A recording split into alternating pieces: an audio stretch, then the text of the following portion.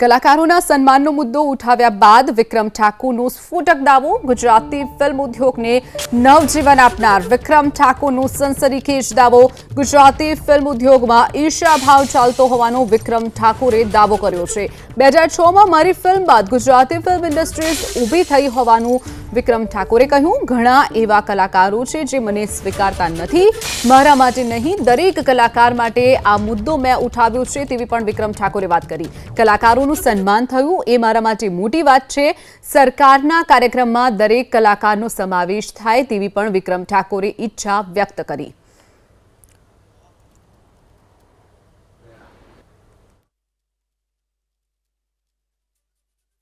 में मोदी साहेब था मुख्यमंत्री त्यारे पण मने ऑफर थी, हूँ मळवा पण गयो तो एमने अमारा राजकारणना अमारा घणा बधा नेताओं तो एमने ए मने लई गया था। इलेक्शननो टाइम हतो ए वखते, तो ए वखते मोदी साहेबे मने कीधुं के तारी इच्छा खरी, तो मैं ए वखत पण कीधुं के सर આપણે 2006માં જ મારી પિક્ચર આવી હતી એકવાર પીને મળવા જઈ। પિક્ચર પછી ગુજરાતી ફિલ્મ ઇન્ડસ્ટ્રીઝ ફરીથી ઊભી થઈ અને સારી સારી પિક્ચરો મારા સિવાયના પણ ઘણા બધા કલાકારોની સારી સારી પિક્ચરો બનવા લાગી। તો મને એવું લાગ્યું 2007માં કે અત્યારે આટલી ઉતાવળ કહેવાય, એટલે એ વખત મેં સાહેબને ના પાડી હતી। સાહેબ અત્યારે તો હું રાજકારણમાં જોડાવા નથી માગતો, ગુજરાતી પિક્ચરોમાં ધ્યાન આપવા માગું છું અને ઇન્ડસ્ટ્રીને વધારે આગળ મારા તરફથી જેટલો પ્રયત્ન બને એટલો કરવા માગું છું। ઘણા બધા એવા કલાકારો હોય છે કે જે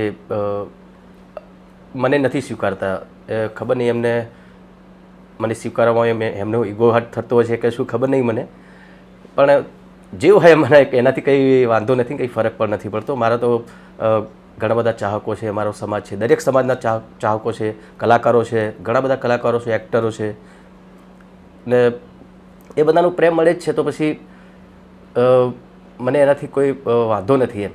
અરે સર, પહેલાં તો હું 2 દિવસ લગ્નમાં હતો અને બીજું કે મેં મારા માટે કીધું જ નહોતું। જે તે ટાઈમે આપણે પણ વાત થઈ ત્યારે બી મેં કીધું કે મેં આ મુદ્દો મારા સમાજની સાથે સાથે બીજા દરેક સમાજના કલાકારો માટે ઉઠાવ્યો હતો અને મેં ત્યારે પણ કીધું હતું કે હું મારા માટે આ નથી કરી રહ્યો, દરેક સમાજના કલાકાર માટે કરી રહ્યો છું। અને બીજું કે નહીં પહોંચવાનું કારણ બીજા એ બી હતું કે કદાચ હું ગયો હોત ત્યાં સન્માન સમારંભમાં વિધાનસભામાં તો લોકો એવી પણ વાતો કરત કે કદાચ વિક્રમ ઠાકોરને સન્માન જોઈતું હતું એટલે આ બધા મુદ્દાઓ થયા અને એને જો સન્માન મળી ગયું, એટલે એ પણ વાત હતી।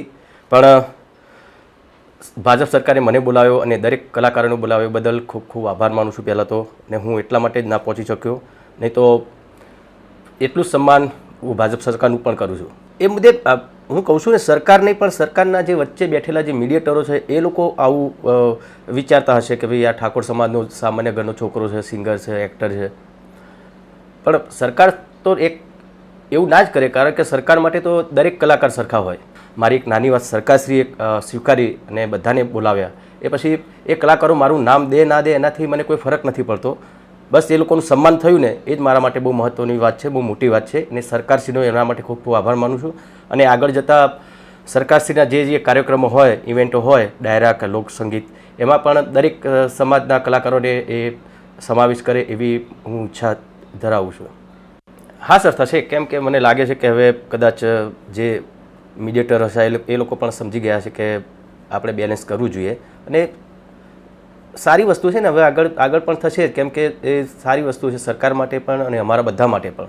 એ મુદ્દે હું કહું છું ને, સરકાર નહીં પણ સરકારના જે વચ્ચે બેઠેલા જે મીડિયેટરો છે એ લોકો આવું વિચારતા હશે કે ભાઈ આ ઠાકોર સમાજનો સામાન્ય ઘરનો છોકરો છે, સિંગર છે, એક્ટર છે, પણ સરકાર તો એવું ના જ કરે, કારણ કે સરકાર માટે તો દરેક કલાકાર સરખા હોય।